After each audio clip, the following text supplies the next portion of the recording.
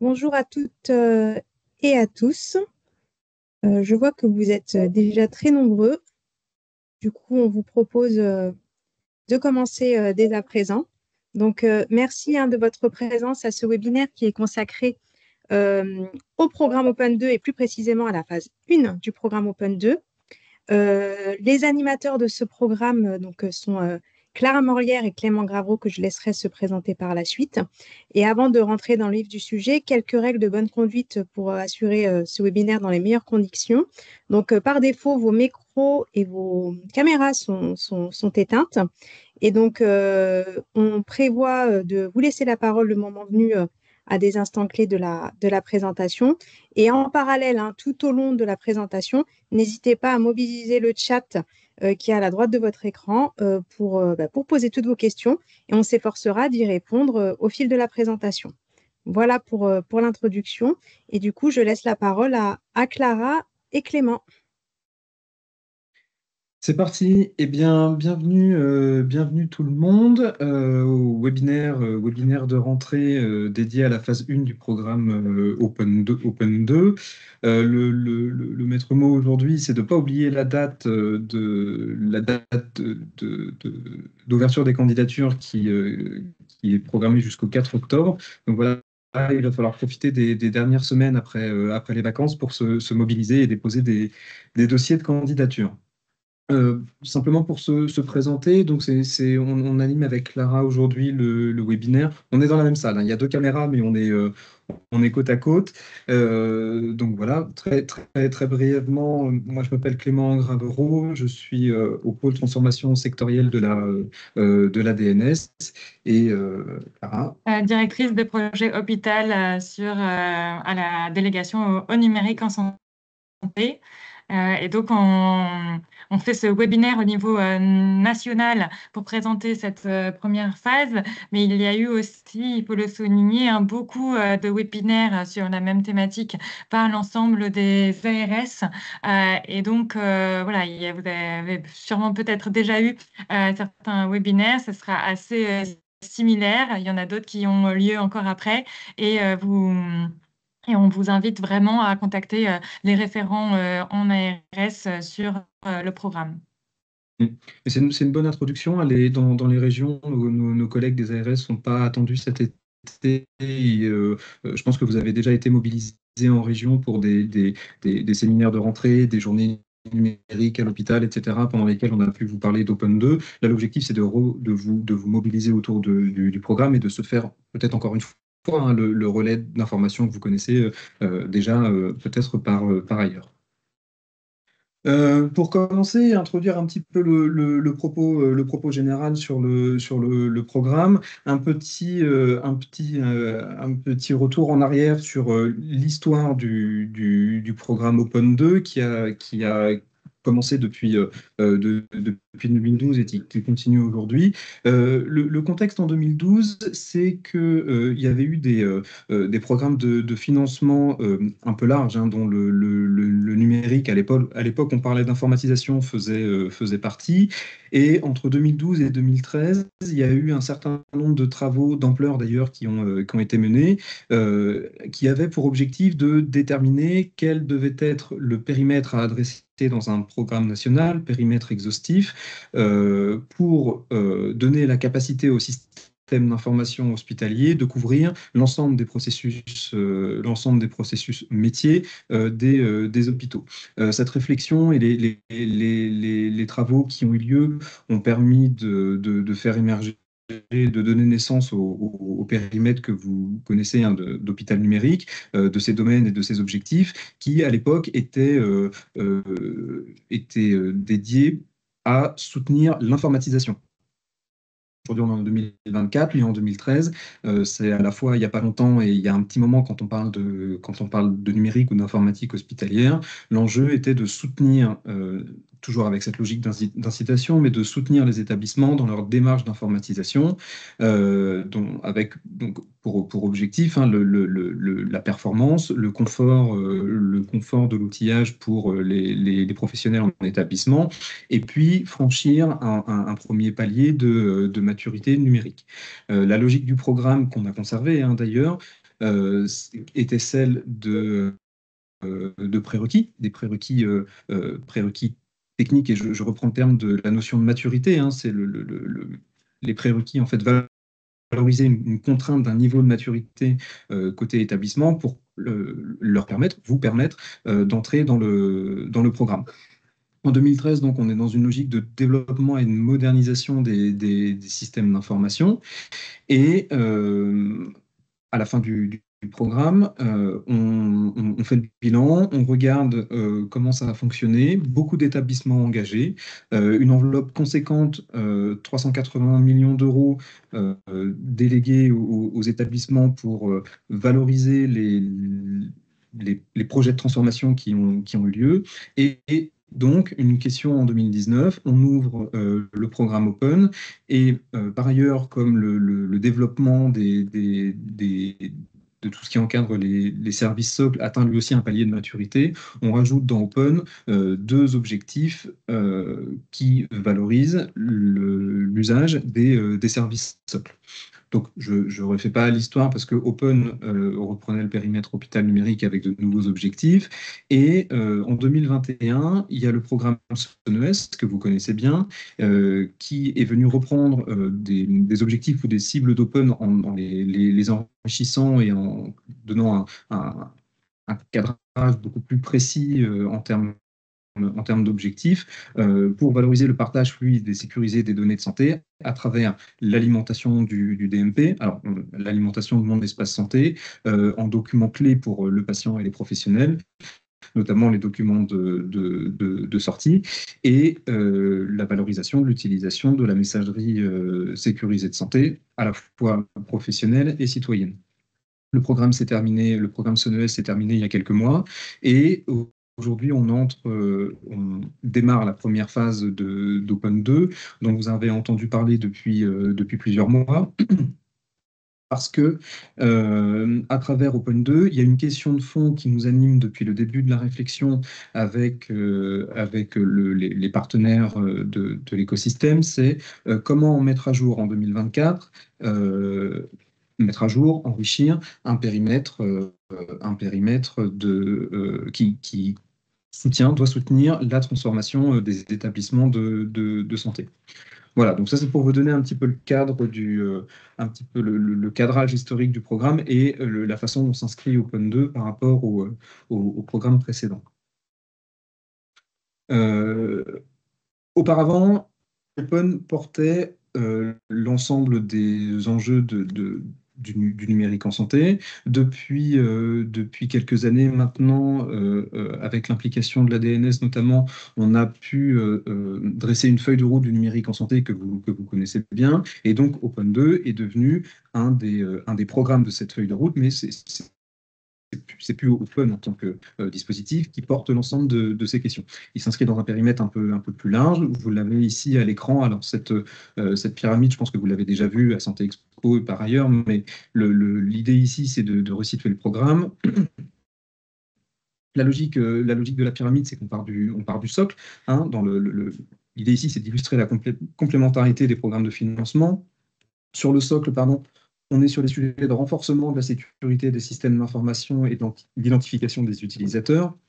Ces sujets de sécurité et d'accès à la donnée de santé, à la manipulation, sont portés aujourd'hui par le programme CARE que vous connaissez également, hein, qui prend les sujets d'annuaire, d'exposition Internet, de plan de continuité et de reprise d'activité, le renforcement de l'authentification à double facteur, OSPI-Connect, la directive NIS 2.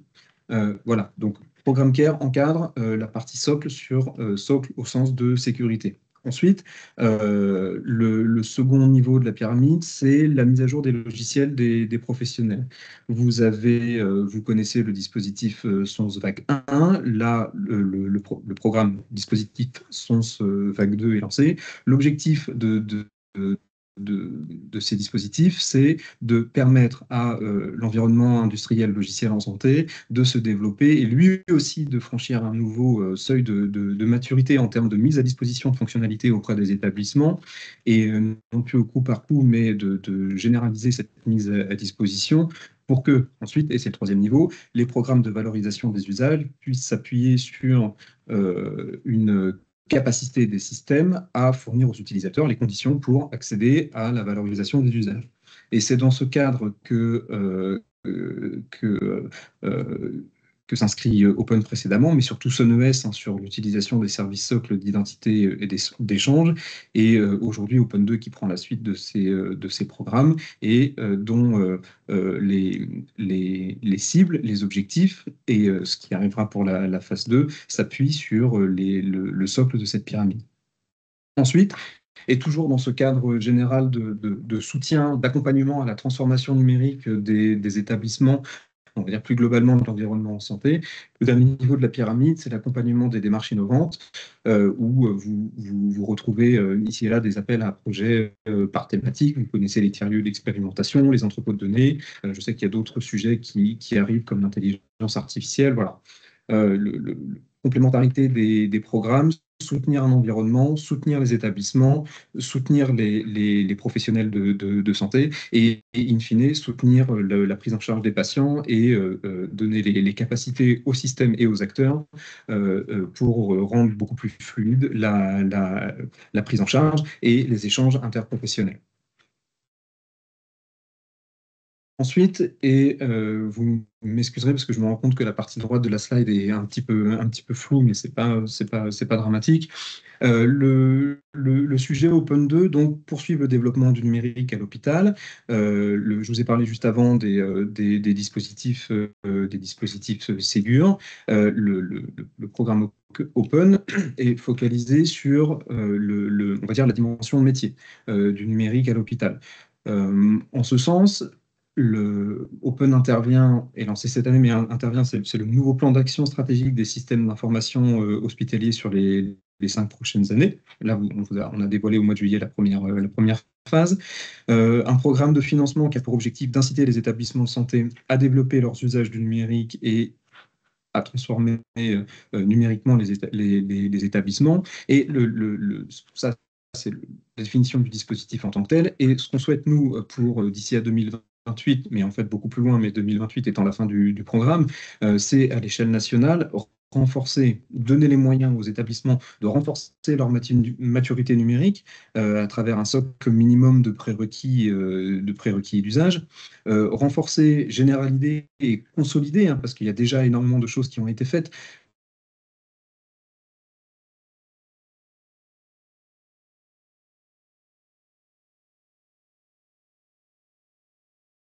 consolider depuis sa préadmission jusqu'à la sortie, offrir un gain de temps métier. Visiblement, tu es un petit peu coupé de temps en temps. Voilà, tu as été coupé à 2 reprises. Bon, on va... Oui.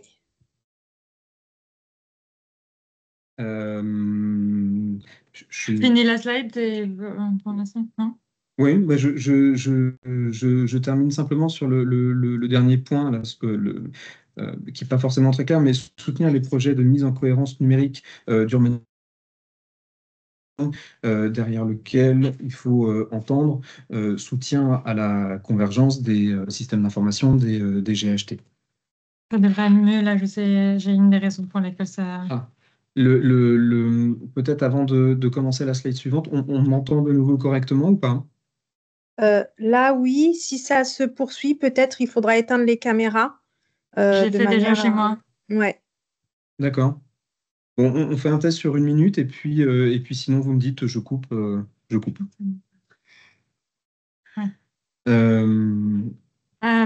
Oui, alors du coup, moi, ça fait pas mal de fois que je fais des webinaires sur la partie Ségur numérique. Vous comprenez que le programme, on va y arriver juste après, sur la phase 1 du programme Open 2, va faire vraiment la suite du programme qu'on appelle SunOS dans le cadre du Ségur, pour plusieurs raisons que l'on a observées jusqu'à présent sur le fait que, alors on voit, c'est pas très mais il y a bien une démarche de transformation écosystémique pour atteindre l'objectif du partage fluide et sécurisé des données de santé avec mon espace santé. Ça fait longtemps qu'on y travaille tous ensemble avec la vague 1 du Ségur, avec ce programme SENES. Il y avait déjà des éléments dans le programme Open avant. Il y a vraiment un enjeu de partager les données de santé entre acteurs de l'offre de soins, que ce soit avec les médecins traitants, mais aussi avec les médecins spécialistes dans les différents établissements de santé. On a de plus en plus de très belles histoires aujourd'hui des médecins qui n'ont pas d'informations de la part de leur... n'ont pas reçu l'information que leurs patients qu'ils suivent régulièrement ont des autres hôpitaux lors, par exemple, des vacances, puisque c'est la rentrée, par exemple, il y a eu beaucoup de départs en vacances et quand on est sur son lieu de vacances, eh bien, on n'a pas forcément les informations. Ou alors, le médecin qui est resté à Paris n'a pas non plus les informations. Eh bien, dans ces cas-là, pouvoir accéder à mon espace santé, c'est permettre d'avoir un suivi plus efficace et parfois qui sauve des vies dans ce système de partage des informations de façon plus fluide et plus sécurisée. Et donc, il y a toute une observation aujourd'hui qu'il faut renforcer cette dynamique.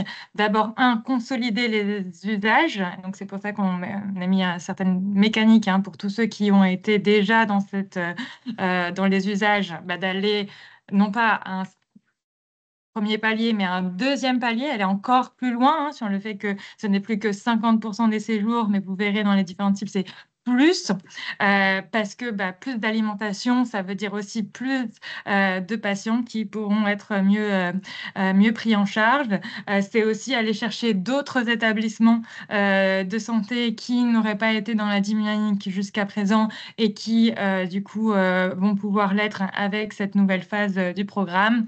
C'est vraiment l'idée de pérenniser, de continuer globalement cette dynamique pour alimenter mon espace santé, mais aussi, surtout derrière, pouvoir le consulter. Typiquement, si on prend des exemples de cas d'usage entre, par exemple, un établissement de CHU qui prend en charge un patient qui ensuite arrive en SMR, HAD, dialyse, et bien en fait, la lettre de liaison de sortie, elle va être très utile. Elle a besoin d'être envoyée en temps et en heure, si possible, via la messagerie sécurisée de santé, via mon espace santé. Et pour cela, il faut avoir qualifié l'INS, l'identité nationale de santé, à la fois dans l'établissement du CHU, mais également dans les autres établissements pour permettre d'avoir cette information-là. Donc, c'est pour ça aujourd'hui qu'on observe qu'il y a eu vraiment une grande étape de franchie avec les précédents dispositifs, mais que pour avoir la promesse qu'on va ensuite avoir sur la vague 2, on vous parlera de la vague 2 un petit peu après, de la consultation de mon espace santé, alors il faut qu'on continue ces efforts collectivement sur la partie alimentation de mon espace santé, envoi par message sécurisé de santé et aussi le sous-jacent, la qualification de l'identité nationale de santé.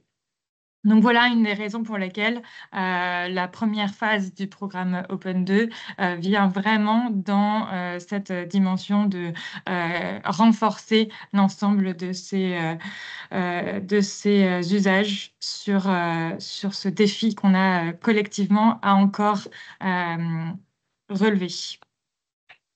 Je crois que la slide suivante parle directement du calendrier que va vous présenter Clément.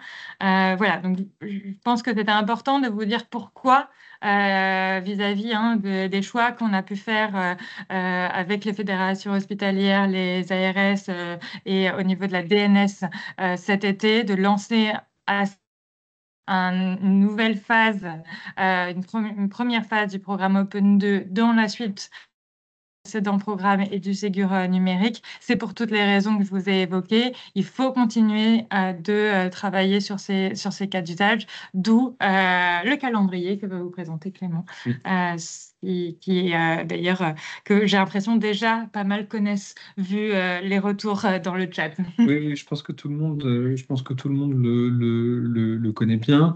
Donc l'élément important pour vous, donc c'est ouverture 25 juillet, ça y est, on a passé depuis quelques temps. Vous avez jusqu'au 4 octobre pour déposer vos candidatures. Ensuite, donc les ARS ont commencé hein, depuis que vous déposez des dossiers, mais la date butoir, c'est le 8 novembre pour que les ARS finissent de nous remonter les décisions liées à l'instruction de vos dossiers de candidature. Et ensuite, les établissements ont jusqu'au 31 juillet pour fournir les justificatifs d'atteinte des cibles.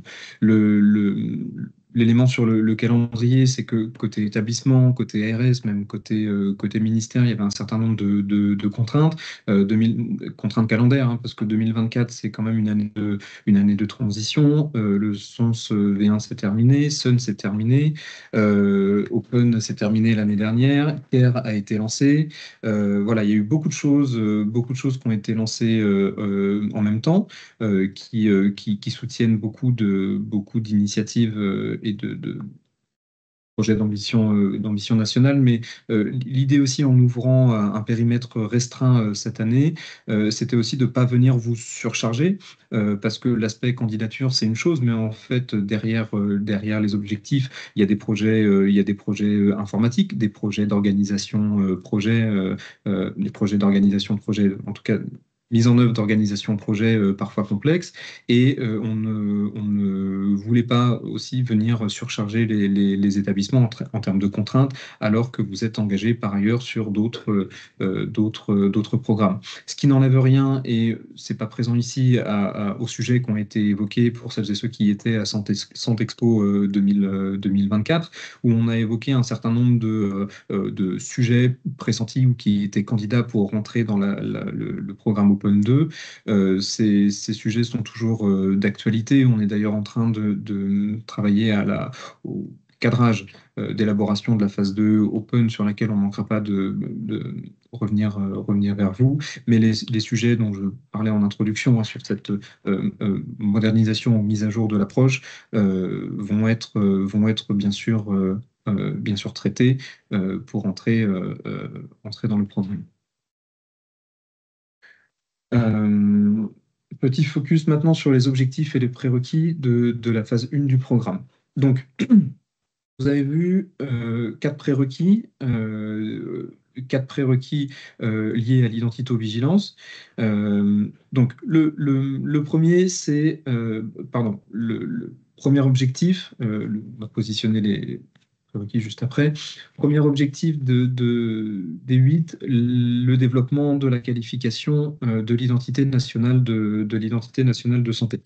L'indicateur, c'est taux de patient unique de la file active disposant d'une identité nationale de santé, hors identité douteuse ou fictive, qui ont une identité nationale de santé qualifiée. Sur la présentation, on a divisé, et si vous avez déjà jeté un œil au programme, vous le savez, on a divisé les pourcentages entre la cible pour les établissements auparavant engagés sur le programme SONES et la cible pour les établissements qui n'étaient pas engagés sur le programme SONES. Pour ce premier objectif, qualification de l'INS, le pourcentage d'atteinte est le même. Donc, l'indicateur concerne les patients disposant d'une INS et sont exclus du calcul les patients étrangers. Une petite précision aussi sur ce pourcentage à 80%, parce qu'il y a eu beaucoup de discussions à savoir s'il fallait proposer une atteinte à 100%, 90%, et on a bien conscience que les 80%, c'est un enjeu, et c'est surtout un défi collectif. Clara l'a rappelé sur la slide précédente, un défi collectif qui permet de préparer la phase 2, le SONS V2 et surtout la consultation du DMP depuis le DPI. On a conscience de la complexité. Néanmoins, on sait que les établissements sont avec nous sur cet objectif parce que, et je fais référence encore une fois au schéma d'urbanisation que tu as montré, Clara, on touche au but, c'est-à-dire que on touche au but, on a le DMP, on a très bientôt la possibilité de consulter le DMP pour les professionnels de santé depuis le DPI, et l'INS, c'est l'élément déterminant pour y arriver.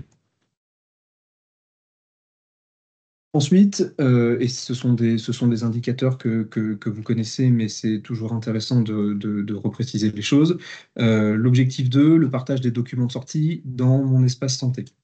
L'indicateur, donc l'objectif se compose de 2 indicateurs. C'est ce que j'ai précisé en bas, mais je le dis tout de suite, ce sont des indicateurs qui sont solidaires, hein. On ne peut pas répondre à l'un et pas à l'autre. Le premier indicateur, c'est le taux de séjour clôturé pour lesquels une lettre de liaison de sortie au format CDA R2 de niveau 1 a été alimentée à mon espace santé. La cible pour les établissements qui ont atteint le domaine équivalent dans le programme SONES, c'est 70%. La cible pour les établissements qui n'étaient pas présents dans SONES, c'est le taux de SONES, 55%. Le second indicateur, c'est le taux de séjour clôturé pour lequel au moins une ordonnance de sortie produite a été alimentée à mon espace santé. La cible pour les établissements ayant atteint le domaine sur SONES, 65%. La cible pour les autres établissements, c'est 50%. Oui, je pense que ça serait bien de s'arrêter, notamment parce qu'il y avait des questions. J'étais en train de regarder le chat et donc c'est pour ça que tu as enchaîné les deux. Donc, sur la partie pause sur les différentes questions, j'en profite pour dire qu'il y a beaucoup de questions sur OSIS et du coup, ça fait partie de la deuxième partie, sur la partie modalité des candidatures. Donc, voilà, on a vu tous les éléments, mais il y a des personnes qui répondent aussi dans le chat. Alors, du coup, ça fait une communauté. Mais on va faire un petit peu sur la partie objectif 1 et objectif 2, donc qualification de l'INS, qui est du coup un nouvel objectif pour cette phase du programme. Et donc, il y a pas mal de questions, et notamment, on a aussi donc Céline qui répond dans le chat directement. Céline, qui est notre décan, qui est notre collègue au niveau de la DNS sur l'INS. Donc effectivement, il y a pas mal de questions sur ce nouvel indicateur par rapport à la façon dont on le calcule. Ce qui est bien important à avoir en tête, c'est que comme c'est un nouvel indicateur par rapport aux autres où on les a bien vus sur CNES, c'est vrai qu'il y a des questions qui pourront se poser en cours de route qui nous permettront d'avancer collectivement sur la meilleure manière de répondre à cet indicateur et aux éléments à prendre en compte. Mais on peut déjà dire un certain nombre d'éléments puisqu'il y a quand même eu déjà des travaux sur ça.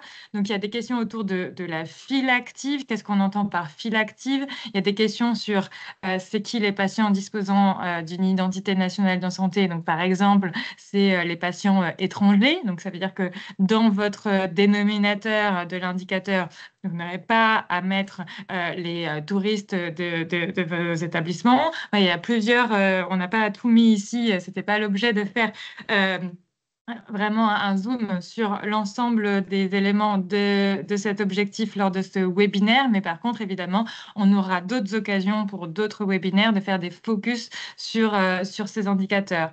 Donc voilà, il y avait plusieurs questions. Il y avait les questions aussi autour de patients qui sont hospitalisés sans leurs documents de santé, sans leur famille, et où du coup c'est plus difficile de qualifier leur identité, parce qu'effectivement, ici, on vient prendre à la fois les séjours hospitaliers, mais aussi les consultations et les urgences. On vient prendre l'ensemble des patients, puisque, comme on l'a dit tout à l'heure, pour pouvoir accéder ensuite à la consultation du DMP, il faut pouvoir avoir la qualification de l'INS. Donc, si on met, comme disait Clément, un objectif à 80% sur l'ensemble du périmètre, il y en avait même des personnes qui voulaient qu'on mette à 90%, parce que ça veut dire aussi qu'il y a 20% des patients pour lesquels il n'y aura pas l'information médicale nécessaire. Donc, c'est vraiment pour ça qu'on est assez ambitieux sur cette cible d'atteinte. Il y a des questions sur l'identité douteuse et fictive. Donc voilà, on va revenir là-dessus juste après. Justement, il y a Céline qui répondait dans le chat, donc je vous invite à le lire, mais je vais le dire à haute voix, que dans les logiciels notamment référencés Ségur, mais c'est aussi possible dans d'autres logiciels qui respectent le guide d'implémentation INS, il y a le fait qu'il y a l'attribut douteux qui doit être coché lorsqu'il y a un doute sur la véracité de l'identité, notamment quand il y a une suspicion d'usurpation d'identité. Ça arrive. Et donc là, dans ces cas-là, c'est sûrement pas une majorité de patients, mais dans ces cas-là, il faut les retirer puisque du coup, on ne va pas venir qualifier l'identité dans ces cas-là. De la même manière, les patients étrangers, comme je le disais tout à l'heure, de l'assurance maladie. Ceux qui sont, pardon, effectivement, il y a deux types de patients étrangers. Ceux qui sont bénéficiaires de l'assurance maladie ne sont pas à exclure. On n'a pas mis cette précision. Mais par contre, ceux qui ne sont pas assurés sociaux, là, effectivement, ils sont à donc, dans le guide des indicateurs du programme, il y a pas mal d'éléments sur l'ensemble de ces indicateurs. Vous trouvez vraiment les définitions là, d'identité fictive et douteuse qui sont un peu longues. C'est pour ça qu'on ne les avait pas remis ici dans les référentiels national d'identito-vigilance. Alors, attendez, pour les questions, pour les IFAC 2024, la valeur cible est à 50%. Si le taux est à 80%, y a-t-il un impact sur les financements ou les ARS n'en tiennent pas pour l'instant compte? Donc, juste peut-être parce que j'ai vu par rapport à cette question, il y a bien le programme Open 2 de financement pour inciter l'ensemble des établissements dans les usages de mon espace santé, de la qualification de l'INS, qui est vraiment à distinguer du dispositif IFAC. C'est vrai que là, on est au mois de septembre avec du coup les indicateurs IFAC à remplir. Les indicateurs IFAC dépendent forcément de la qualification de l'INS, mais sont bien différents. Donc, il y a vraiment par rapport aux questions, là, il y a le dispositif IFAC là, qui se finit, et donc j'en profite pour le dire effectivement avec un report de date au 18 octobre. Par exemple, pour tous les objectifs qu'on est en train de présenter, c'est un calendrier qu'on a présenté juste avant, qui sont des indicateurs du coup spécifiques au programme. Voilà. Sur la partie toujours INS, parce qu'il y avait encore quelques questions, notamment vis-à-vis des urgences, il y a vraiment cette idée on le voit, d'avoir la pièce d'identité du patient. S'il y a un motif sur le fait que c'est douteux, bah, évidemment, il ne faudra pas l'intégrer. Mais par contre, il y a vraiment un travail, et c'est aussi pour ça qu'il y a des financements, un vrai travail d'organisation de l'établissement pour encourager les patients à aller chercher, à présenter leur pièce d'identité. Voilà, c'est vraiment, c'est pour ça d'ailleurs qu'on a mis en termes de calendrier le mois de juillet prochain. C'est que, en fait, c'est aussi une transformation à la fois des pratiques en interne de l'établissement pour aussi permettre au niveau, par exemple, des urgences, d'aller vers plus de qualification de l'identité. Voilà pour ça, sachant que j'en profite dès maintenant, puisque là, il y aura encore pas mal de questions. Il y aura un webinaire sur comment améliorer la qualification de l'INS en établissement de santé organisé par la DNS et l'ANS. J'ai plus la date exacte, mais on l'a à la fin du slide. Et il y en a déjà eu de nombreux que vous pouvez retrouver en replay pour vraiment avoir un focus sur cette thématique.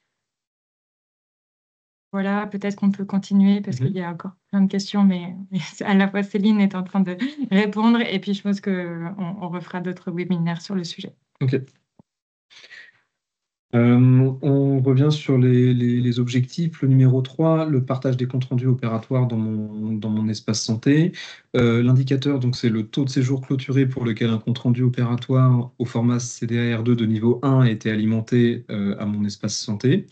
La cible pour les établissements qui avaient déjà atteint le domaine sur SONES, c'est 70%. Pour les nouveaux établissements, la cible, c'est 55%. Ne sont pas éligibles, ne sont éligibles que les établissements qui réalisent des actes de chirurgie. Le compte-rendu opératoire, c'est donc un document distinct, bien distinct de la lettre de liaison. Sur l'objectif numéro 4, le partage des comptes rendus de consultation dans mon espace santé, l'indicateur, c'est le taux de compte rendu de consultation produit au format CDAR2 de niveau 1 qui sont alimentés à mon espace santé. Et là, pour tous les établissements candidats et retenus sur la phase 1 du programme Open 2, la cible, c'est 50%. Et donc, on précise, parce qu'on a déjà eu des questions qui nous sont remontées, qui nous ont été remontées par ailleurs, l'indicateur concerne bien l'ensemble des consultations qui font l'objet d'un acte, de consultation externe. Sur la partie biologie, objectif numéro 5, partager les comptes rendus de biologie dans mon espace santé. L'indicateur, c'est le taux de compte rendu de biologie médicale au format CDA R2 de niveau 3 ou de niveau 1 qui sont alimentés à mon espace santé.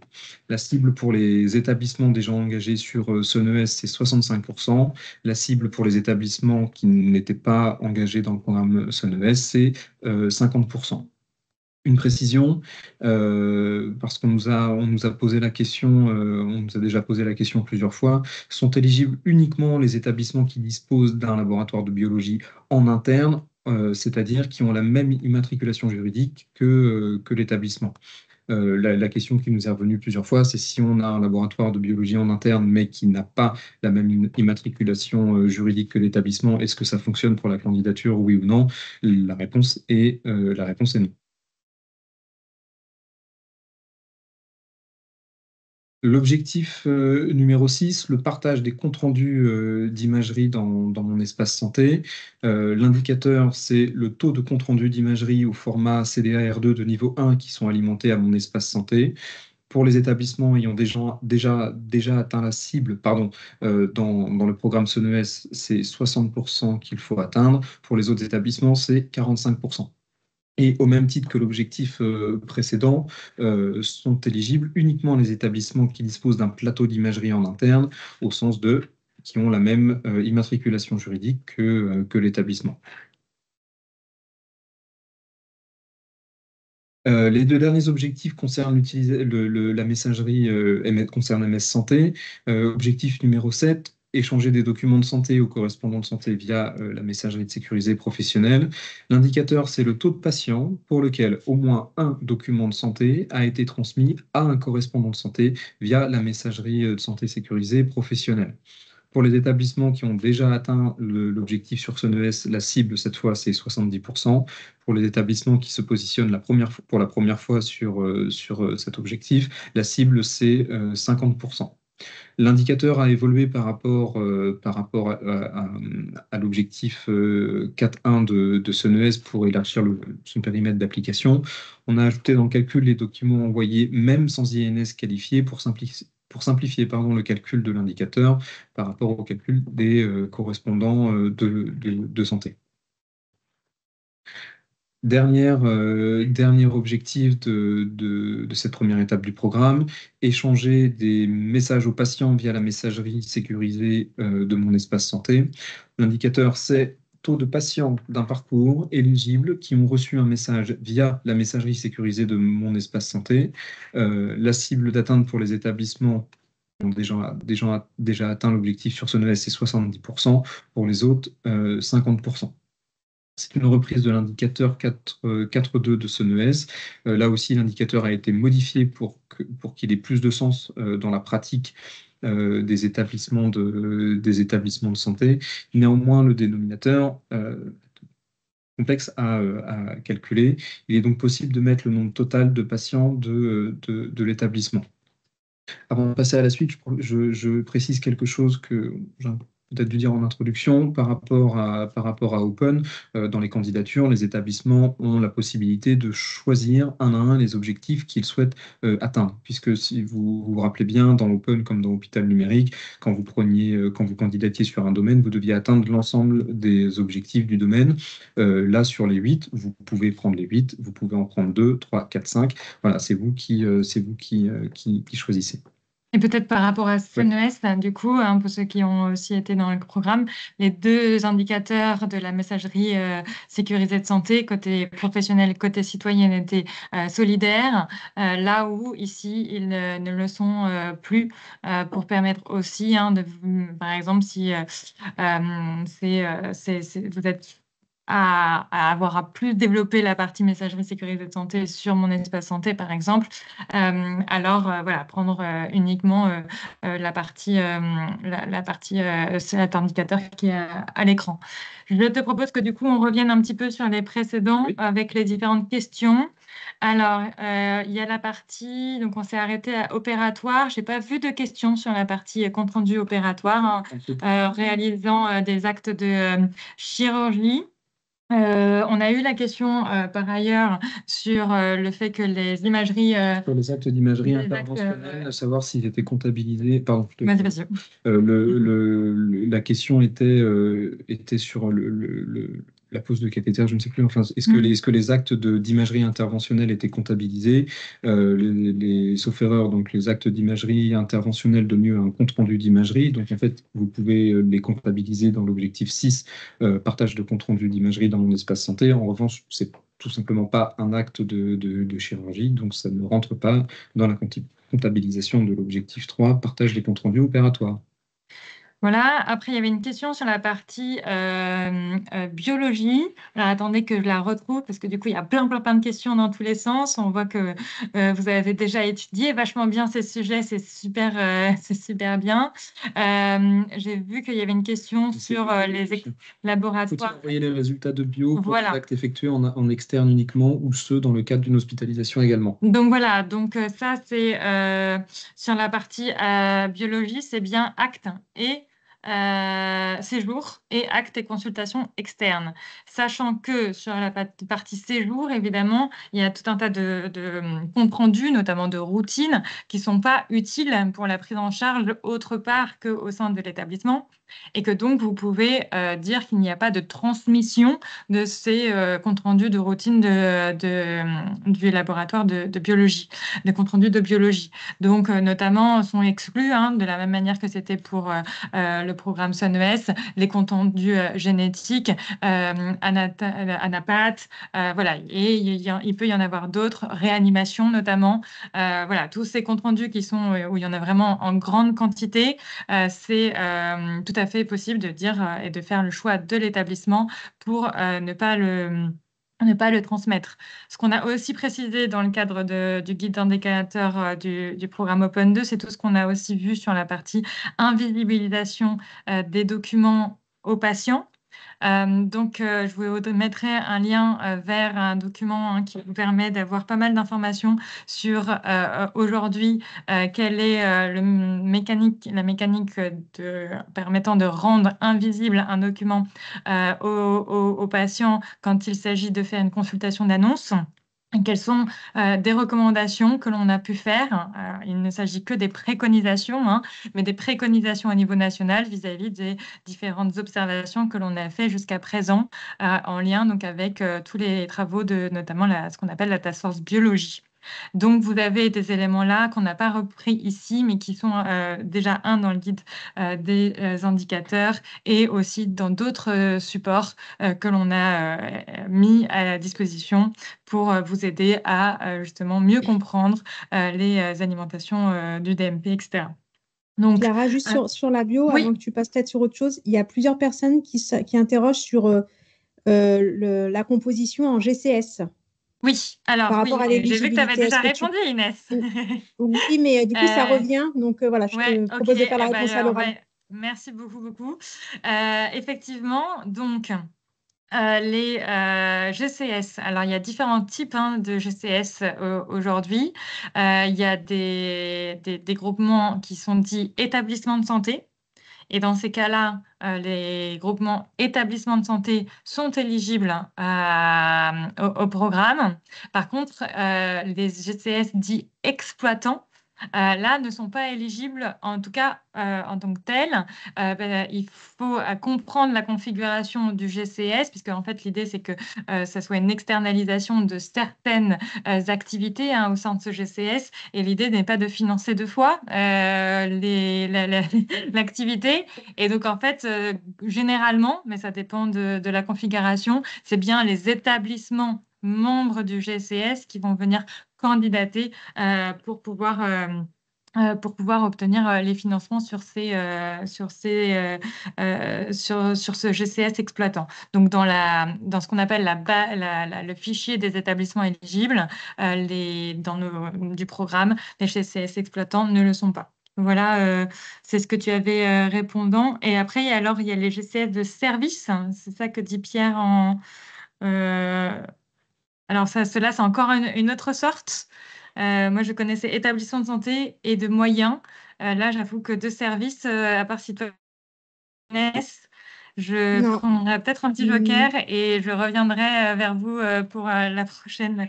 On mettra de toute façon à disposition une FAQ. Et donc, ça sera peut-être dans cette FAQ quand on aura, ça sera dans la FAQ au moment où on aura la réponse. Donc, alors ça, c'était sur la partie biologie. Un point qu'on n'a pas mis sur la partie imagerie, là, dans les slides, mais qu'il y a dans le guide des indicateurs, parce que j'avais vu la question plus haut, il n'y a pas de compter la téléradiologie. Puisque le fonctionnement, urbanisation de la téléradiologie va être inclus dans la vague 2 du logiciel RIS, donc radiologie. Et donc, on a trouvé plus cohérent de ne pas le demander maintenant, du fait que ça soit possible via les logiciels de la vague 2. Voilà, donc sur la biologie, évidemment, vous l'avez mis, mais il y avait des personnes qui l'ont remis. On est bien sur du format CDR de niveau 3 de façon idéale, puisque c'est ce qui permet derrière d'avoir de la donnée structurée et de pouvoir en faire quelque chose. Mais on préfère entre avoir du N3 ou ne rien avoir dans mon espace santé, on préfère que si vous êtes en capacité de faire uniquement du N1, donc du PDF, alors que vous puissiez quand même l'envoyer à mon espace santé. Du coup, si vous n'avez pas été financé, là c'est la question, pour les établissements qui ont candidaté au programme SANES, mais qui n'ont pas réussi à atteindre la cible de 50%, alors ils ne sont pas considérés comme ceux qui ont atteint la cible. Donc, pour ces établissements-là, vous devez atteindre la cible qu'on appelle pour les autres établissements, mais vous restez sur la cible de 50%. Voilà sur ces deux-là. Maintenant, on peut passer sur la partie... Non, il y avait le compte-rendu de consultation aussi avant, avec le fait que c'était surtout orienté sur les consultations facturées, actes et consultations externes, voilà, facturées ACE, même s'il y a des exceptions qu'il faudra qu'on instruise pour certains cas d'établissement. Voilà, et ensuite, il y a la partie MS Santé. Donc, effectivement, il y en a certains qui ont noté qu'il y avait un changement d'indicateur. Je pense que vu tous les retours que l'on a eus sur la partie, y compris sur IFAC, puisque du coup, pour pouvoir mettre un indicateur sur IFAC, il faut l'avoir fait dans un programme. Donc, c'était dans le programme Open et dans le programme SANES, le taux de correspondant qui a été calculé. Le nombre de retours disant que c'était extrêmement difficile à calculer et que ça ne reflétait pas forcément vraiment les efforts des établissements vis-à-vis de l'envoi des documents de santé aux correspondants, nous a fait arbitrer sur ce nouvel indicateur qui permet du coup de vraiment avoir cet objectif métier du taux de patients pour lequel les documents ont été envoyés aux correspondants de santé. Ça change un petit peu, ça élargit aussi un petit peu le périmètre, mais néanmoins, c'est les mêmes objectifs.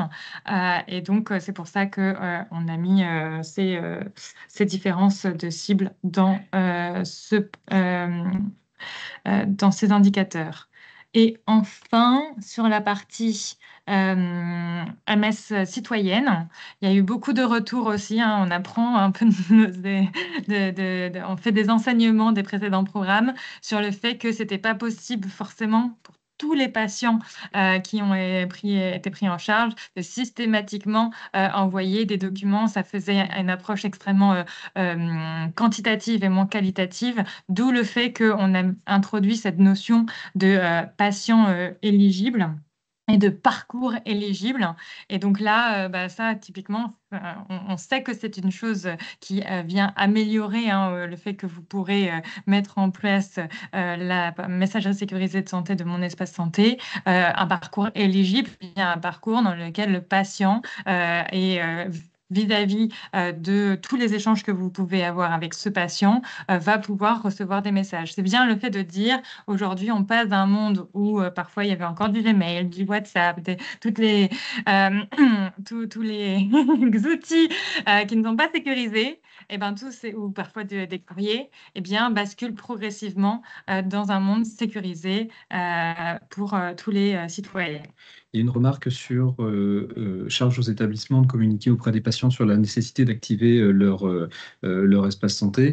Effectivement, hein, il y a une action de promotion et de communication qui est pilotée au sein du ministère pour communiquer auprès du grand public. Et effectivement, hein, ça fait partie du travail et des actions à mener dans les établissements de santé, dans le livret d'accueil, dans les salles d'attente, enfin un peu partout, au point d'accueil du patient, de communiquer sur l'existence et sur les bénéfices de Mon Espace Santé pour le patient pour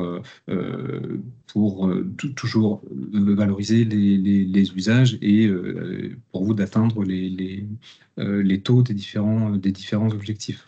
Donc voilà, effectivement, il y a quelqu'un qui l'évoque. Il y a tout un dispositif des ambassadeurs avec des coordinateurs au niveau des régions sur voilà, la promotion de Mon Espace Santé qui ont plein de kits de communication tout prêts à la fois fournir aux établissements ou organiser des événements au sein des établissements et des structures. Donc on vous encourage vraiment à aller les solliciter pour que vous puissiez à la fois sensibiliser les patients, mais ça peut être aussi utile pour sensibiliser les professionnels avec leur casquette patient également. Donc, peut-être juste il une y a précision, par région, oui, on entend soit les agences régionales de santé, soit les grades aussi, oui, voilà, que vous pouvez, et puis les CEPAM bien entendu, que vous pouvez oui, mobiliser c'est vraiment et qui ont l'ensemble. prévu effectivement un accompagnement sur ce sujet à votre disposition. Donc n'hésitez pas à les solliciter. Voilà. Et puis, il y a des actions effectivement aussi nationales avec des grandes campagnes de communication. Et c'est vrai que je crois que j'ai reçu les derniers chiffres il n'y a pas longtemps et on est à quasiment 20% d'activation. On peut dire hein, que si on prend la population active, c'est-à-dire entre 20 et 65, même si on sait évidemment que les patients sont parfois aussi plus âgés ou plus jeunes, mais il y a quasiment une personne sur 4 qui ont activé Mon Espace Santé. Donc, je pense que on est loin d'avoir fini, mais les résultats pour un outil hein, du gouvernement est quand même assez positif vu notre pays. Mais ça, c'est autre chose. C'est un autre sujet. Il y a une dernière question sur la partie Ouais. messagerie.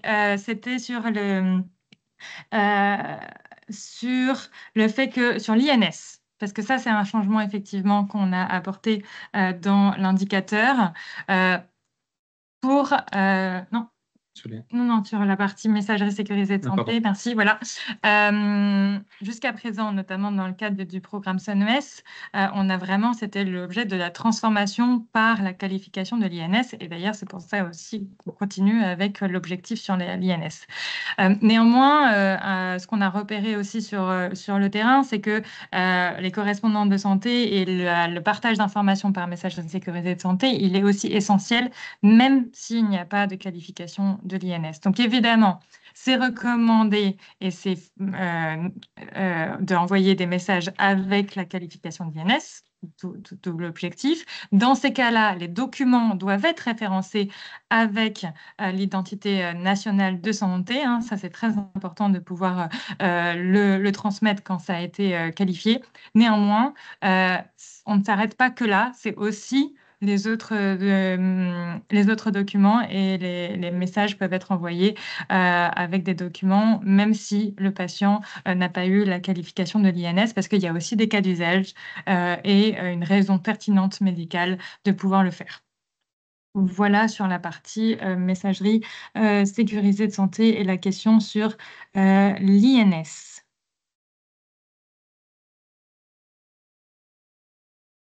Voilà. Du coup, il est 16h30. Je vous propose oui, de poursuivre s'il y a beaucoup continuez. de slides. Ouais. Oui. On passe aux prérequis. Oui. Donc les prérequis, 4 prérequis pour accéder au programme. Alors, la première question, c'est où déposer les justificatifs. Donc, aux ISV3, là, l'objectif de la présentation n'est pas n'est pas de faire une présentation dédiée aux ISV3. On travaille activement dessus parce qu'on a bien vu les messages, hein. On a identifié les différents dysfonctionnements et les équipes travaillent activement pour résoudre le dysfonctionnement de l'application. OSIS V3, c'est l'environnement pour déposer les pièces justificatives pour les prérequis 1, 2 et 3. Et sur des marches simplifiées, bon, pour celles et ceux qui ont déjà candidaté, vous l'avez vu. Pour les autres, le questionnaire du RNIV intervient à la fin du dossier de candidature. Vous avez un espace dédié pour compléter ce formulaire. Si je reprends dans l'ordre, sur ces prérequis dédiés à l'identito-vigilance, le premier des prérequis, c'est on vous demande d'avoir un référent en identito-vigilance.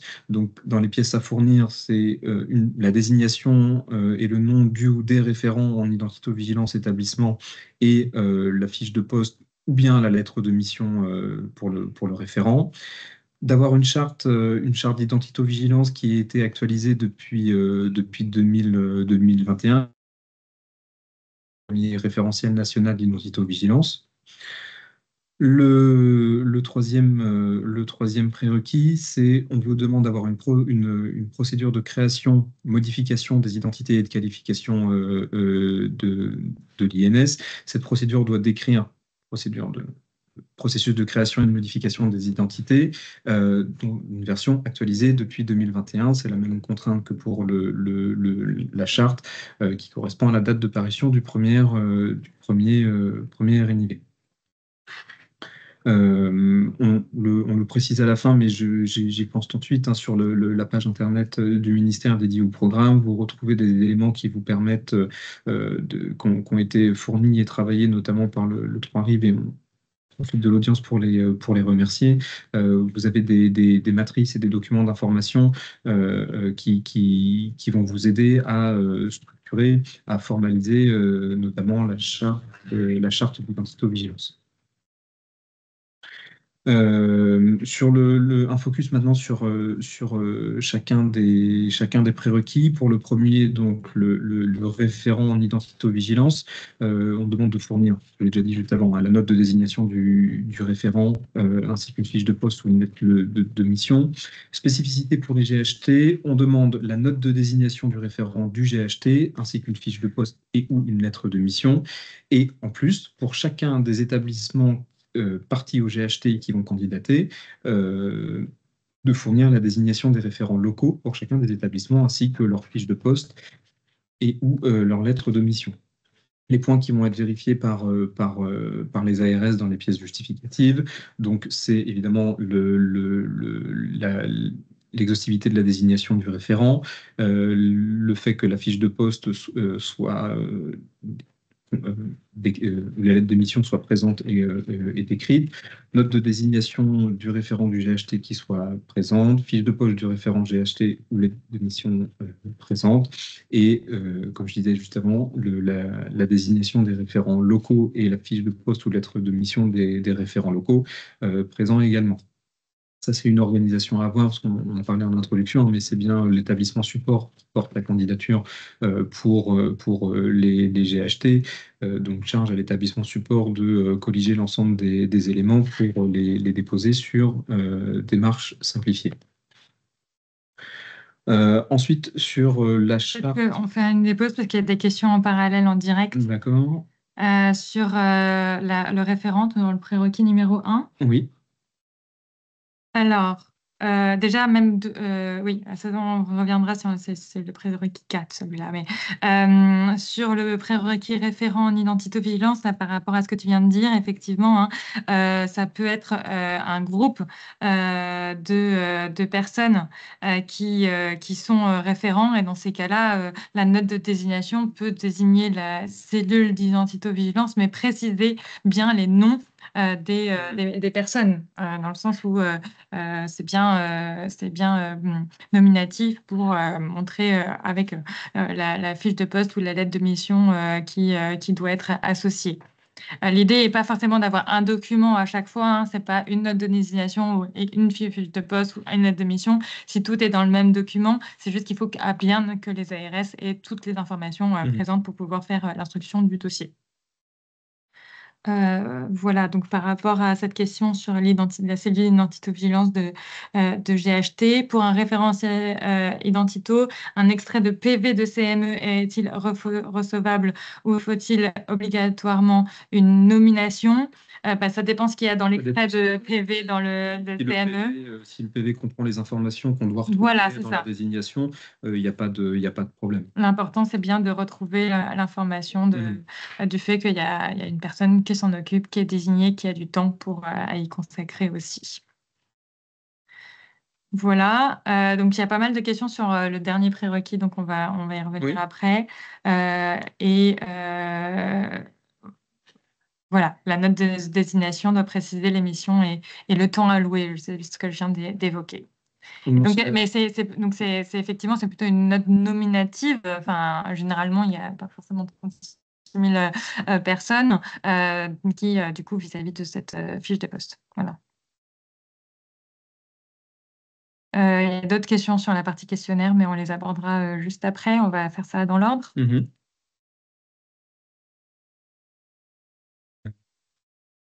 Formulaire de démarche simplifiée serait... Non, ça, c'est pour le prérequis 4. D'accord. Charte. Sur la charte, donc charte d'identité-vigilance, on demande à ce que l'établissement fournisse une charte d'identité-vigilance, donc qui soit complète et actualisée depuis 2021, et surtout qui reprenne les éléments décrits dans la version 2 du RNIV. Donc on a mis bien sûr le lien vers les documents du RNIV sur le site, et vous les trouvez facilement sur Internet. Dans ce référentiel numéro 2, vous avez on l'a repris dans le guide des prérequis, mais vous retrouvez l'exhaustivité des travaux et de la description dans les documents du 3RIV sur ce que doit comprendre la charte d'identité-vigilance. Pour les GHT, donc chaque établissement partie au GHT produit une charte d'identité-vigilance qui précise la mise en œuvre locale de la gouvernance et les spécificités, point de création d'entrée d'identité, etc., en plus de la charte d'identité-vigilance rédigée et mise en œuvre au niveau du GHT. Si on reprend les choses peut-être plus simplement, l'établissement support du GHT présente une charte d'identité-vigilance, et dans le cadre de la candidature, il doit fournir pour chaque établissement candidat la charte, ou en tout cas le document qui précise la mise en œuvre locale de cette charte au niveau établissement candidat. On a essayé de formuler de la façon la plus claire. Je pense qu'on ne s'est pas totalement abouti. Donc, s'il y a des questions sur ces formulations, n'hésitez pas à nous dire. Les points vérifiés donc, dans la pièce justificative, je me répète un peu, mais ça a quand même son importance sur l'actualisation après 2021. La charte d'identité-vigilance du GHT reprend un minima la politique et la gouvernance mise en œuvre dans la structure, engagement dans la sécurité, y compris celle du SI, instances, membres des instances, la description du système d'information participant à l'identification primaire de l'usager et des interfaces. Donc, on demande notamment une cartographie applicative. La liste des points de création d'identité de la structure, les modalités d'attribution d'attribution et de gestion des règles des habilitations pour la gestion des identités numériques, les solutions d'identification primaire et secondaire de l'usager en vigueur dans la structure, bracelet d'identification, photographie, contrôle de cohérence de l'identité de l'usager avant un acte de soin, la gestion documentaire associée à l'identification de l'usager et à la gestion des risques, notamment les procédures et le mode opératoire, la liste des indicateurs suivis et les références réglementaires et techniques applicables. Je regarde s'il y a Oui, il y a une questions. question sur justement le fait que la charte vis-à-vis des GHT, est-ce qu'on peut est-ce qu'on peut utiliser la même charte d'identité-vigilance pour les candidatures de plusieurs établissements de GHT si la charte s'applique aux deux établissements de la même manière et avec donc les mêmes logiciels et on précise dedans qu'elle est commune aux deux. Oui. Voilà. Donc ça, c'était une de mes questions. Il y a une autre. Maintenant qu'on a les règles de mise en œuvre de la déclinaison locale de cette charte, si c'est la même et que tout est spécifié, ça rentre dans le cadre de ce qu'on donne. Il y a aussi du coup une question sur les prérequis de la charte. Est-ce que en fait toutes les informations sont dans différents documents? Donc là, ça revient sur la question du document. Ah oui. Pouvons-nous transmettre un PDF Oui. regroupement tous les documents ou faut-il impérativement que ce soit sous forme de charte? C'est une question, une question qui nous est revenue régulièrement et c'est un point qu'on a traité en interne. C'est vrai que le fait d'utiliser le terme charte pouvait prêter à confusion. La notion donc pour répondre très concrètement à la question, la réponse est oui. Vous pouvez compiler dans un PDF l'ensemble des éléments, l'ensemble des points vérifiés dans la liste des pièces justificatives. Ça constitue en soi une charte d'identité-vigilance. Derrière la notion de charte, ce qu'il faut surtout avoir en tête, c'est respecter les éléments, respecter et produire les éléments qui sont décrits dans le référentiel d'identité-vigilance numéro 2. C'est ça qui importe. C'est pas grave si ça s'intitule pas charte. Vous pouvez, le PDF compilé fonctionne très bien à partir du moment où il y a tout ce qu'il faut dedans. Voilà, il y avait une autre question qui était sur la charte d'identité-vigilance au niveau du GHT. Donc là, pareil, hein, on vient d'y répondre. On va pas répondre. On continue aussi à répondre un petit peu dans le chat. J'ai pas l'impression qu'il y a d'autres questions sur la partie charte. Est-on aligné totalement sur ce qu'on faisait sur SunOS ou est-ce qu'il y a des nouveautés? En fait, dans SunOS, c'était pas tout à fait exactement les mêmes prérequis, hein, puisqu'il y avait les comptes rendus de la cellule d'identité-vigilance. Là, on demande quand même toujours un peu les mêmes informations, mais ça va un peu plus loin parce qu'on a vu qu'effectivement, hein, il y avait quand même de gros enjeux sur l'organisation identité-vigilance dans les établissements de santé. Et donc, c'est pour ça que, par exemple, on demande le référent et la note de désignation, la fiche de poste ou la lettre de mission. Que là, on demande dans la charte d'identité-vigilance pas mal d'éléments. Et là, dans le dernier, effectivement aussi des éléments sur la procédure de qualification qui n'était pas dans ce qui était demandé dans SunOS. Et le questionnaire, merci Céline, et le questionnaire est différent de celui de SunOS. Beaucoup plus court, il faut quand même le souligner. Gros travail de synthèse qui a été fait pour aussi simplifier la candidature, mais aussi avec des questions plus pointues. On fait le prérequis 3 et après il y aura encore d'autres questions plus globales. Donc le prérequis 3, la procédure de création, modification des identités et de la qualification de l'INS. Donc la procédure, nous ce qu'on souhaite retrouver, c'est un processus on souhaite voir décrit, le processus de création des identités et de qualification de l'INS. Si vous l'avez déjà produit, il faut que cette version soit actualisée depuis juin 2021. Pour les GHT, si le GHT utilise un référentiel d'identité unique partagé entre tous les établissements et que les pratiques de gestion des identités ont été harmonisées au sein du groupement, il est possible de fournir la procédure GHT de création, modification des identités et de qualification de l'INS pour l'ensemble des établissements partis au GHT qui seraient candidats à des objectifs de la phase 1 du programme. Les points qui vont être vérifiés dans la pièce justificative, l'exhaustivité de la procédure de création, de modification des identités et de qualification de l'INS qui précise les critères suivants. Donc, processus de recherche d'une identité, processus de création d'une identité, modalité de gestion des modifications de l'identité, le processus de qualification de l'INS en tant que tel et la conduite à tenir en cas d'erreur d'attribution d'une INS, à minima le signalement de l'anomalie à la cellule d'identité-vigilance qui la traitera. Je regarde en même temps, est-ce qu'il y a des... Oui, il y a des questions, notamment, mais là, on est en train de... voilà, Céline est en train de répondre sur le fait que, voilà, en gros, il y a des questions sur... Mais en fait, nous, on a toutes ces réponses, mais c'est dans un format différent. Notamment, là, c'est une question sur le support extrêmement détaillé destiné à la formation des agents sur la qualification des identités est-il suffisant? Bah là, voilà, et ça dépend aussi un petit peu de ce qu'il y a dans cette formation. S'il y a les éléments de description précis du processus de qualification à destination des agents, alors oui. Voilà, c'est vraiment de ce qui, voilà, de ce qui doit être dans cette pièce justificative. Si c'est une formation, bah, ça marche. En fait, il faut vraiment, comme pour les autres prérequis, retrouver des informations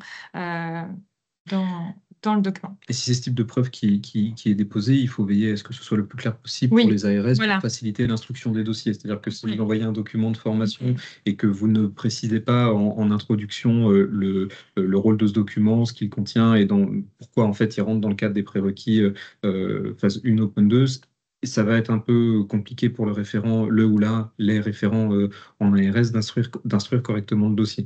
Donc, le document existe, on regarde si les informations qu'il contient reprennent bien, nous, les contraintes, les éléments qu'on demande.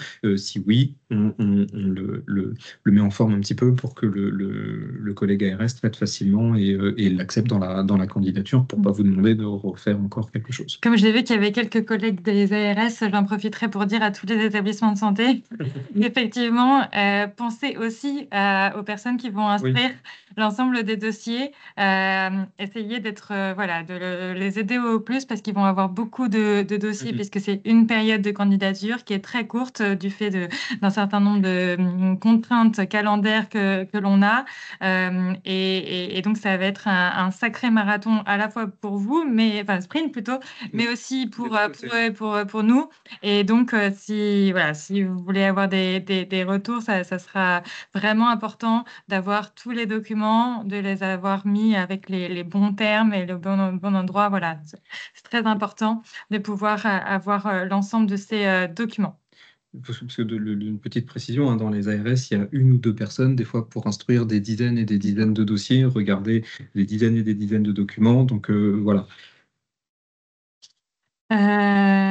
Voilà, d'ailleurs, il y en a certains qui interviennent dans le chat. Il y a effectivement un guide des prérequis. Vous trouvez, voilà. Et donc, ça, le dernier prérequis. Ah, oui. C'était trop vite? Non, c'est parce qu'il n'y a pas de. On n'a pas mis la slide. On ne l'a pas précisé, donc on revient dessus brièvement. Le prérequis numéro 4, c'est l'appropriation et la mise en œuvre de l'identité-vigilance à travers la complétude du questionnaire RNIV. Bon, je ne m'étale pas dessus, tu as précisé qu'il avait été simplifié et il est à compléter sur démarche simplifiée à la fin de votre dossier de candidature. Bon, si tu veux bien rester. Oui, bien sûr. Donc, parce qu'il y avait des questions sur donc là, ce dernier questionnaire, donc il y avait des questions hein, ce questionnaire-là, il est sur la plateforme Démarche simplifiée, comme vient de le dire Clément. Et donc, c'est l'établissement qui va du coup remplir la candidature sur la plateforme Démarche simplifiée, donc au niveau du finesse géographique pour les établissements privés, au niveau, sauf pour les centres de dialyse, où c'est au niveau des finesses juridiques, et également et pour les établissements publics qui sont formés en GHT, c'est bien l'établissement qui a du coup été nommé donc par soit par la convention, soit par un COSTRAT pour faire cette candidature qui va faire la candidature de GHT au nom de l'ensemble avec du coup une précision, on va y revenir juste après, une précision sur les objectifs de chacun de ces établissements. Et donc là, ce questionnaire-là, dont toutes les réponses sont obligatoires pour pouvoir finir et candidater, est bien à remplir par l'établissement et le référent qui prend en charge du coup la candidature au sein de la plateforme Démarche Simplifiée. Pour les autres prérequis, donc dans OSIS V3, on va revenir sur le sujet OSIS V3 juste après, il y a au niveau du GHT un certain nombre d'éléments à y mettre, donc avec l'établissement support, mais aussi les établissements parties qui, dans leur espace, vont à mettre, notamment s'ils ont une charte d'identité-vigilance dédiée parmi certains exemples. Voilà. Et donc, la dernière question, c'était sur si vous n'avez pas encore fait acte de candidature sur de démarche simplifiée, vous retrouvez le questionnaire, je crois que c'est une quinzaine de questions, dans le guide des prérequis phase 1 Open 2 que Priscille, et merci beaucoup, a mis dans le chat. Une précision, je vois que Céline a répondu parce qu'on a posé la question de la compétence des ARS en matière d'identité-vigilance. La compétence des ARS n'est pas interrogée, hein, sinon on n'aurait pas demandé à ce qu'ils interviennent pour vérifier les preuves. Et comme ça a été rappelé par Céline, il existe dans chacune des régions un référent régional en identito-vigilance. Les référents numériques dans les ARS s'organisent et se coordonnent avec l'ensemble des ressources qu'ils ont sur le territoire pour assurer au meilleur niveau ce qu'on leur demande sur tous les sujets, mais là, aujourd'hui, sur le programme Open 2. Voilà. On vient bien vérifier que les pièces sont donc la pièce à fournir, les pièces justificatives sont présentées. Voilà, pour répondre au questionnaire, c'est ce que dit Céline, il y a le fait de pouvoir regarder le référentiel national d'identité-vigilance, mais voilà, l'important, c'est la complétude du questionnaire. S'il y a une réponse fausse ou deux réponses fausses, ça ne vous disqualifie pas de la candidature. Je réponds très brièvement, Guillaume. J'ai vu votre question dans la partie questions-réponses et non dans le chat.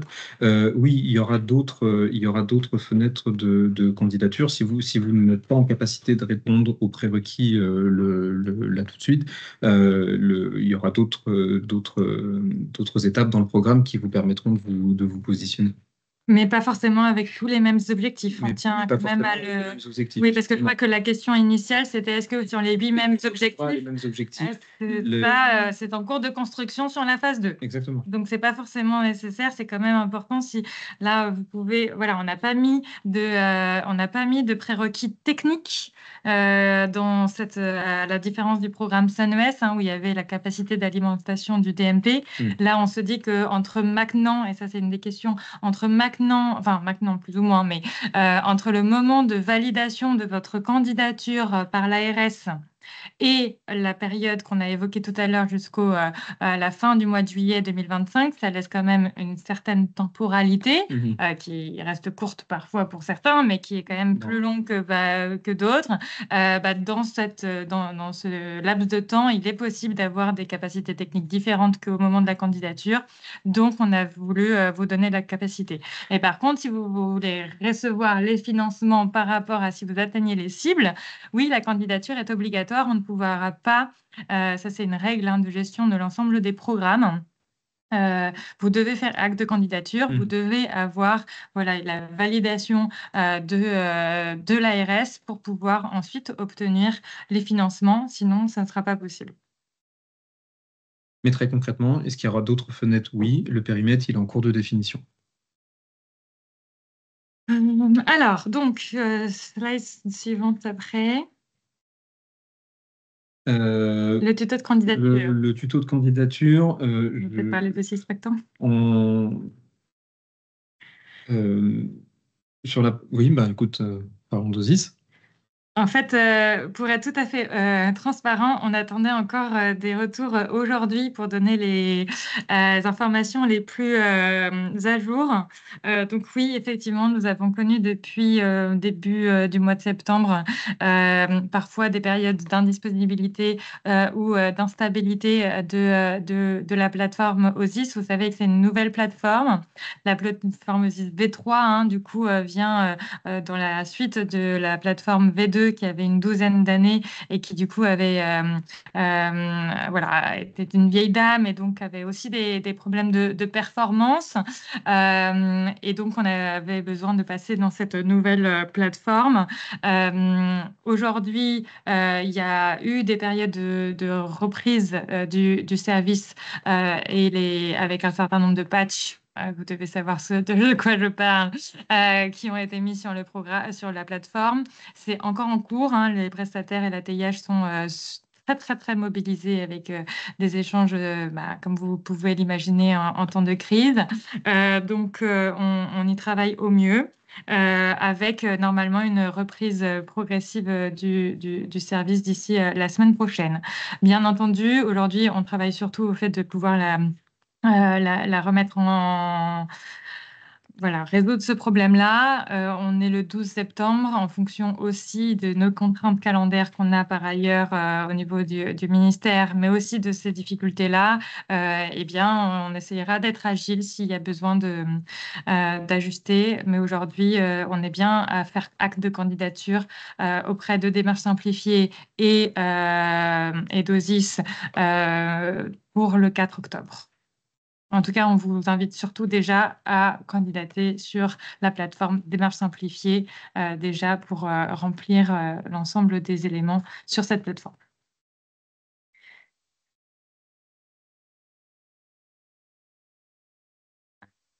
J'avance un petit peu. Parce que je regarde Oui, l'heure. oui, tout à fait. Et je tiens à dire quand même aussi que parce on compare IFAC et Open 2, les calendriers de ces deux dispositifs sont vraiment très différents. Donc c'est pas forcément, enfin voilà, on a pu faire ce qui était nécessaire sur la partie IFAC, c'est pour ça que ça a été évoqué. C'est pas forcément la même chose sur Open 2. Il y a une question qui est posée. Si un établissement du GHT n'a pas les prérequis, le GHT peut-il candidater? Alors, je vais répondre à ma façon, j'espère que c'est la réponse. Si un établissement du GHT n'a pas les prérequis, d'autres établissements partis au GHT qui souhaiteraient candidater peuvent candidater. Ce n'est pas parce qu'il y a un établissement qui n'a pas certains prérequis que les autres ne peuvent pas se positionner. J'espère que c'est votre question. C'est comme ça que je l'ai compris. Je vois beaucoup de remarques encore Ouais. sur O6 V3. Là, le point, c'est qu'aujourd'hui, on est, je crois, 315 participants, ce qui est vraiment super. Côté démarche simplifiée, on a vu que, y compris avec les ARS, il y a encore peu de candidatures Oui. qui ont été positionnées. Hein. On n'est pas du tout à ce chiffre-là. Et donc, en fait, c'est aussi important.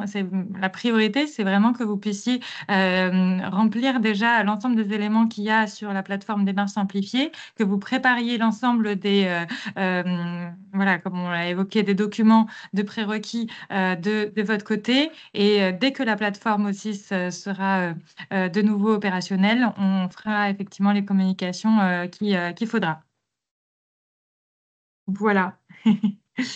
Inès est au taquet aussi. Oui.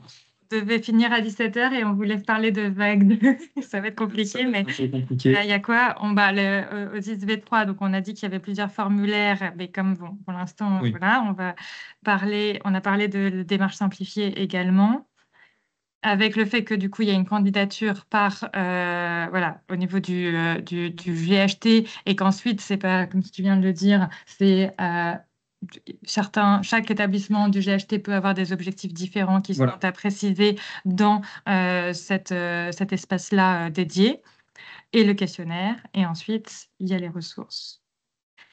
Voilà, votre boîte à outils qui va être étoffée, parce qu'il y a des éléments à venir, vous le voyez sur le site du ministère. On vous a remis avec Inès la page vers le site. Donc vous allez trouver sur le site l'instruction, vous allez trouver le programme, la description du programme. Vous trouverez évidemment le guide des prérequis, le guide des indicateurs. Pour répondre à une question qui est revenue plusieurs fois, dans les indicateurs, dans le guide des indicateurs, pardon, vous retrouvez tous les éléments nécessaires à la collecte des informations, la période de mesure, tous les éléments pratiques qui vous permettront de remonter les indicateurs, les justificatifs d'atteinte. Vous retrouverez la liste des référents ARS en région qui sont vos interlocuteurs privilégiés sur le programme, avec le soutien des grades. Les ARS se coordonnent avec leur grade, pardon, pour vous soutenir et vous accompagner tout au long de la candidature. Les éléments qui sont à venir, qui vous intéressent le plus, c'est le fichier des établissements éligibles avec les forfaits. On est en train de finaliser les derniers ajustements là, pour vous le mettre à disposition, vous les mettre à disposition dans quelques jours. C'était juste pour qu'on puisse avoir quand même quelques mots sur la vague 2. Et donc la FAQ, elle est en cours de constitution. Pour vous expliquer, la mécanique, c'est toute simple, hein. Toutes vos questions, elles passent par vos référents en ARS qui vous apportent les premières réponses. S'il y a des réponses que vos référents n'ont pas, ils reviennent vers nous. Et s'il y a des points qui nécessitent des modifications plus larges, on en discute en interne ministère. Et donc, on est en train de consolider un fichier avec l'ensemble des questions et des réponses qui nous reviennent qui nous sont revenues jusqu'à aujourd'hui. Donc, n'hésitez pas. Toutes vos questions, les premières réponses, ce sont les référents numériques ARS avec qui on travaille au quotidien qui vous les fournissent. Et pour tout ce qui est un peu plus technique ou précis, j'allais dire, ça revient vers nous et on mettra ça en ligne d'ici quelques semaines quand on aura eu, je pense, l'exhaustivité des questions liées aux candidatures. Oui, du coup, on a très peu de temps, désolé Inès. Nous aussi, on est bavards. On va laisser passer ça parce qu'on l'a déjà dit à l'oral et il y aura pas mal de choses sur la partie sur le site internet. Mardi dernier, on a fait un webinaire avec Inès sur la vague 2 et on voulait vous montrer le lien entre les deux dispositifs. Inès, je te laisse la parole. Oui, alors j'ai 1 minute, quel défi.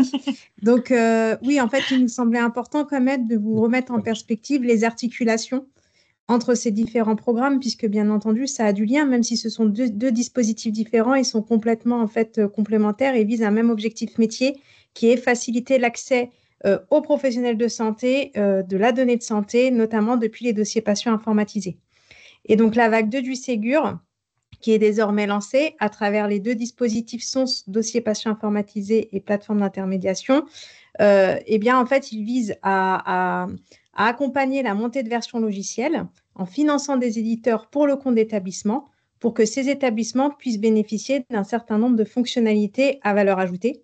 Et donc, ces grandes fonctionnalités, elles doivent permettre de faciliter la consultation de l'information disponible dans mon espace santé en permettant notamment l'accès facilité au DMP de manière intégrée depuis les dossiers patients informatisés, faciliter l'intégration des documents médicaux reçus par MS Santé dans les dossiers patients informatisés et renforcer la sécurité des systèmes d'information en renforçant notamment les niveaux de sécurité des dossiers patients informatisés.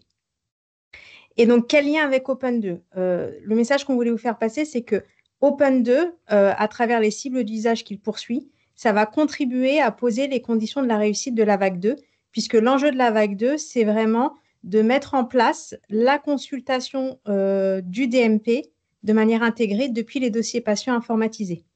Et donc, plus les établissements de santé vont alimenter de manière automatique les DMP, plus cette matière, de l'autre côté, sera disponible pour les professionnels de santé pour qu'ils puissent consulter des DMP qui présentent un contenu métier qui puisse les intéresser. Voilà. Donc, il nous semblait quand même important de remettre du sens métier dans toutes ces initiatives qu'on porte au niveau national. Bien entendu, on finance DSI, mais les SI n'ont de sens derrière que s'ils portent en fait une amélioration de la pratique métier. Et c'est vraiment l'objectif d'Open 2 et du Ségur Vague 2. Voilà.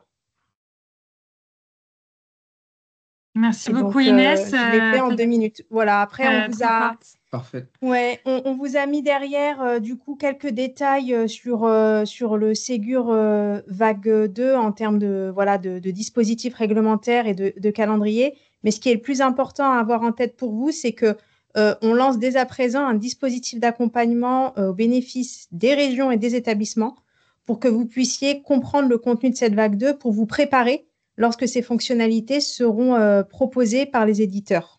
Voilà, donc on vous invite à vous inscrire très largement sur ces webinaires. Merci beaucoup, Inès. Inès. On finalise de dire que le support de présentation sera disponible à la fois sur la page Open 2, mais aussi sur la page de replay webinaire de l'ANS.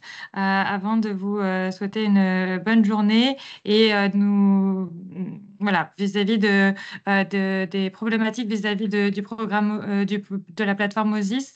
Sachez qu'on est les premiers embêtés, hein, bien entendu, et qu'aujourd'hui, on est en train de penser aux alternatives et que selon les éléments que l'on aura de retour de la TIH, nous ferons la communication auprès des fédérations et surtout des ARS pour vis-à-vis de ces problématiques-là. On vous prie de vraiment nous excuser, mais voilà, pour ce problème-là. Et merci à tous pour votre participation. On espère vous retrouver nombreux dans les candidatures. Et en marge de cette première phase Open 2, on communiquera aussi prochainement sur les modalités de construction du périmètre des prochaines phases du programme. Donc n'oubliez pas, le webinaire se termine. Vous avez jusqu'au 4 octobre pour candidater. Vos principaux interlocuteurs sont les référents numériques en ARS. Donc n'hésitez pas à les contacter, ne serait-ce que pour avoir des informations sur les programmes, les modalités de candidature, etc. Ils seront un plaisir de vous accompagner. Donc, merci à eux. Et Inès? Oui, juste, tu confirmes que la liste des référents Open 2, elle est disponible sur la page du ministère pour que les gens puissent savoir où ils la trouvent. Je le Oui. confirme, je le signe, Ok. tout ce que vous voulez. La liste, elle a été mise à jour par les collègues ARS avant d'être publiée sur le site pour pas qu'il y ait d'écueil dans la prise de contact. Il y a quelqu'un qui l'a gentiment remis là dans la conversation. Voilà. Merci beaucoup, on vous laisse. Merci aux collègues de l'ANS pour l'organisation du webinaire. Merci aux collègues des ARS pour leur disponibilité et leur soutien quotidien dans la construction du programme. Et puis, merci à vous, côté établissement, de nous accompagner, d'être avec nous collectivement pour atteindre nos objectifs nationaux. On vous dit à bientôt et bonne fin de journée. Merci. Au revoir. Au revoir.